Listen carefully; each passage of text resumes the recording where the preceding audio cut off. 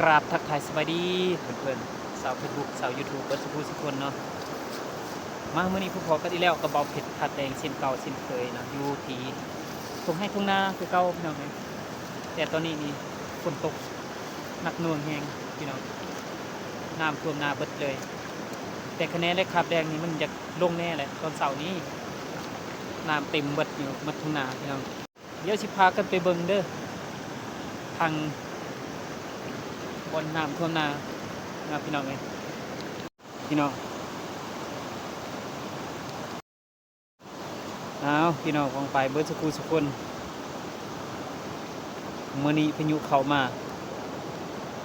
ฝนตก24 ชั่วโมงพี่น้องเลยน้ำท่วมนาเบิดเลยจะเบิ่งตีแต่ถึงคนเลยน้ำห้วยน้ำใสกลายเป็นห้วยน้ำขุ่นแบบนี้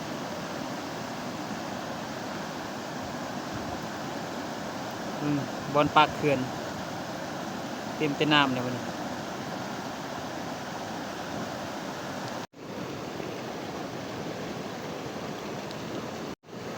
ที่เบิ้งนี่พี่น้องอันนี้น้ำลงแล้วตอนนี้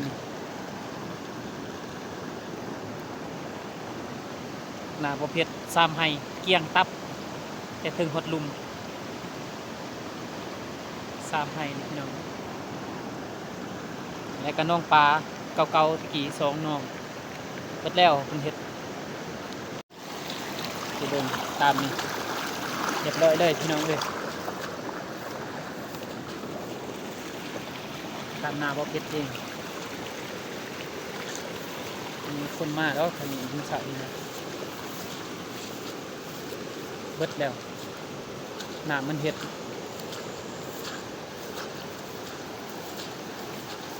เฮ็ดยากมากทั้งเบิดย่างเฮ็ดหมดเลย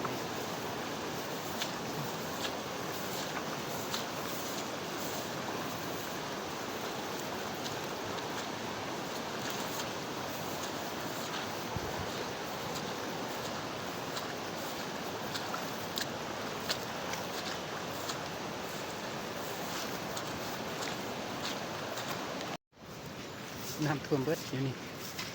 เบิ่งนาพอชมพูเรียบร้อยเลย